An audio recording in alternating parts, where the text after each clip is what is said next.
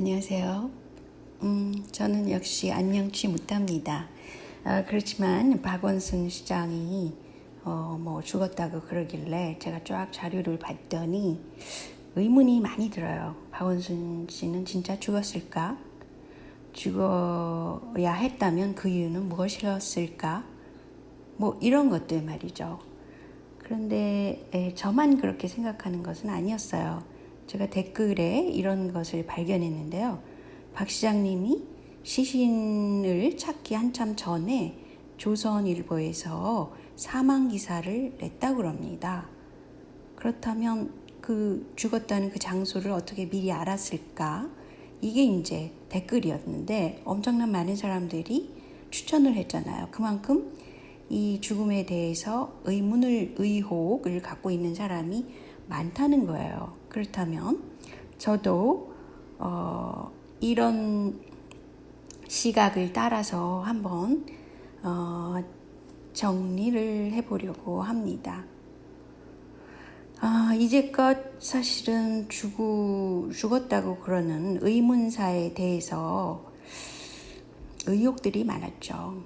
그 중에서도 노무현 대통령 의문사도 조선일보에서 하루 전에 서거 로그를 미리 제작을 했었어요. 그래서 미리 올려놨습니다. 그거 굉장한 의문이고, 또한 노무현 대통령이 이 사체 얼굴을 아무도 본 적이 없어요. 문재인 당시 그 측근이 봤다고 그러긴 하지만 일반인으로서 아무도 본 적이 없습니다. 둘째로 노회찬 씨도 마찬가지로 그 좀 약간 뚱뚱한 몸이 어떻게 그 좁은 창문을 높이 올라가가지고 9m나 날아갈 수 있을까? 이런 것들. 그런데 이상하게 저는 그때도 노회찬 씨의 얼굴이 오픈되지 않았었어요. 그런데 일단 의문사가 이렇게 나잖아요.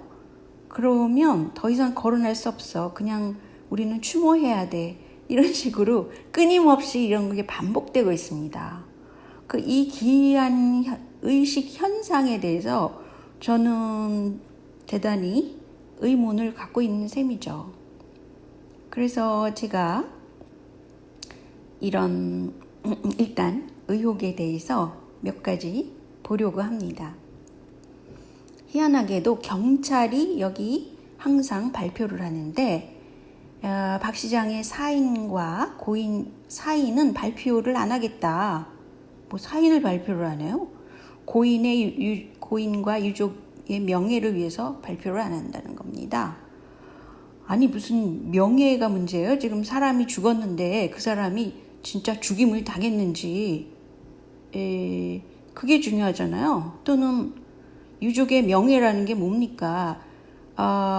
국가에 일을 하든 그 공직자란 말이에요. 공직에 있던 사람의 명예도 회복을 시켜줘야죠. 그 많은 국민들이 이 문제를 보고 있는데 유족의 명예만 중요한 건 아니지 않겠어요? 근데 이 사건은 어떤 식으로 흘러갔냐면 그 전직 비서 A씨라는 경우 이 사람이 경찰에다가 신고를 한 겁니다. 고소를 경찰에다가 했어요. 근데 현재 경찰은 문재인 정부의 행정부 조직 안에 들어가 있습니다. 그리고 검찰과는 대척점이 있지만 경찰은 굉장히 짝짝꿍이 잘 되고 있습니다. 그런데 박 시장이라는 사람은 원래 변호사 출신이잖아요. 그런데 이렇게 죽음으로 발견된다면 이 고소 사건은 공소권이 없다. 이런 식으로 종결이 된다고 그럽니다. 그렇기 때문에 이게 공소권 없음으로 이 사적인 사건도 완전히 없어지고 공적인 일도 없어지는 두 가지 그런 종결, 어떤 사건의 종결을 보게 된다는 겁니다. 그런데 경찰은 처음에는 유서 발견이 안 됐다고 그랬어요. 타살 흔적도 없고. 그랬는데 유서 발견을 했다고 그러는 그 기사들도 있었어요. 그래서 뭐가 진짜인지 모르잖아요. 그래서 한번 알아보긴 하겠는데 현재 이 박 시장이 죽음으로써 내년 4월 7일 날 치러지는 재보궐선거가 있는데 이 부분에 대해서는 굉장히 많은 사람들이 아직 얘기를 하지 않고 있습니다. 현재 광역단체 중에서 부산 오거돈, 서울 박원순 이 사람들이 여직원 성추행 사실 때문에 지금 보궐선거를 하게 된 거죠.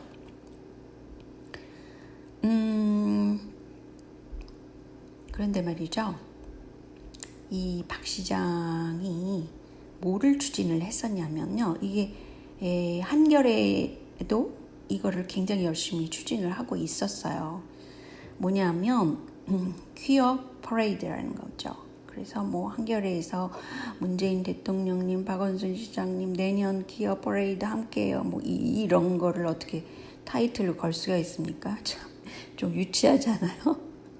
신문사 TV에서 어쨌든 이렇게 된 거고요. 그래서 성소수자 문제가 지금 한국에는 거의 가장 큰 이슈로 등장을 했습니다. 그랬는데 그러면 앞으로 어떻게 될 건가? 박 시장이 없으면 뭐 이걸 봐야 되잖아요. 21대 국회 지금 부정선거로 들어선 이 국회에서는 사실은 미통당이 오히려 차별금지법에 대해서 굉장히 우호적입니다. 그런데 정의당이 그 포괄적인 차별금지법 추진 뭐 이런 거 해가지고 발의를 했어요. 10명을 모았다고 합니다. 그런데 이제 통과가 되느냐 안 되느냐는 아직 모르는 거죠. 여기서 이 법은 뭐냐면 성별, 장애 유무, 성적 지향 등을 이유로 차별받아서는 안 된다. 이런 내용이라고 그래요. 이 차별금지법은 참여정부 시절부터 발의가 됐다고 그럽니다. 2012년에는 문재인 대통령이 대선 공약에도 포함시켰다고 그래요. 저는 몰랐는데. 그래서 이 2012년에 문재인 대통령 후보가 당시 굉장히 이걸 강조를 했는데 개신교 일부가 적극적으로 이제 반대를 했잖아요. 그렇기 때문에 박영선 의원 있죠. 지금 2016년에는 뭐라고 그랬냐면 한기총 이하 기독교 성도들과 뜻을 같이 한다고 그랬다고 얘기를 했습니다. 더불어민주당이. 그래서 당시 20대 국회에서 발의에 필요한 10명의 동의조차 얻지를 못한 상태라고 그러네요. 근데 지금 세계화 정부는 어떻게 쓰든지 이 포괄적인 차별금지법을 통과시키려고 그러는 거거든요. 근데 이것은 세계적인 그 뉴스들을 보면은 이거를 추진하고 있어요. 세계화 세력이. 근데 왜 그랬을까? 그것은 말이죠. 인구 감축하고 굉장히 관련이 있습니다. 지금 코로나 사태에도 인구를 막 축소하잖아요. 그런데 이 동성애 문제가 일반화되면 어떤 문제가 생기냐면 거기 들어가는 약품, 제약사들은 플러스 되죠.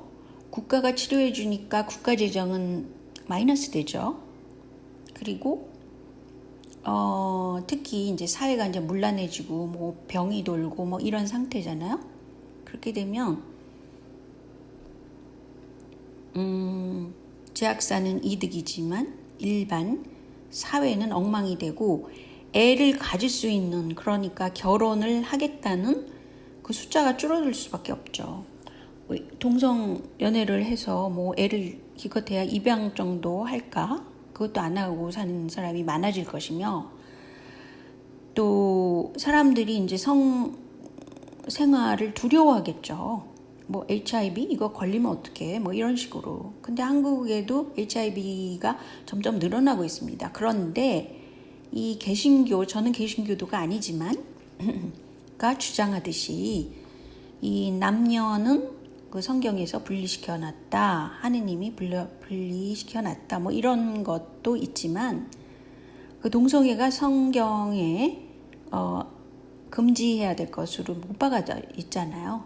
그리고 또한 이게 그런데 이제 뭐 종교가 없다 이렇게 믿는 사람들이 뭐 신세계 질서를 이루고 있다면 또는 종교가 통합됐다. 그래서 뭐 신의 문제가 아니다. 뭐 이렇게 나오는 그런 조류가 있잖아요. 그렇게 되면 뭐가 문제냐면 인구수가 축소가 되죠. 성생활을 사람들이 많이 못하고 그럴 텐데 코로나 사태로 사람들은 죽어버리고 이런 상황이란 말이죠. 그래서 지금 동성애 문제가 어떻게 해서든지 차기 국회를 통과하도록 하는 플랜 B가 가동될 수 있는 그런 쪽으로 간다고 볼 수 있습니다. 게다가 이제 현재 문재인 정부는 상당히 그 여러 가지 비리 사건, 뭐 조국, 윤미향, 그리고 지금은 또 윤석열을 쫓아내지 못해서 안달이고 뭐 이런 상황에서 많은 사람들이 현재 문재인 정부의 스탠스를 굉장히 의심하고 있어요. 이게 제정신이 있는 상식적인 정부인가 뭐 이런 거 있잖아요. 근데 아무튼 이 경찰 행정부 조직입니다. 경찰이 발표한 것을 보면은 경찰인지 모르지만 실실 쪼개면서 웃으면서 이 발표를 한 거예요. 근데 그 옆에는 항상 약간 더 젊은 이 사람이 있는데 이 사람의 눈초리를 보세요. 이 사람의 눈초리는 이렇게 날카로워요. 아마 무슨 국정원 사람이거나 뭐 이런 날카로운 눈초리를 갖고 있습니다. 근데 기자가 그 CCTV에서 발견된 시간이 몇 시쯤 되죠? 그랬더니 이 사람이 그 국정원 사람이라고 추측되는 이 사람이 굉장히 날카롭게 얼굴을 탁 들어요. 계속 셀폰을 보다가. 그랬더니 이 대답하는 사람이 가해동에서 10시 44분에 나간 걸로 체크가 됐는데 뭐 어쩌고 이렇게 설명을 한 겁니다. 그랬더니 기자가 그렇다면 7, 8분 안에 이곳에 올 수가 있단 말인가요? 라고 날카롭게 물어봤어요.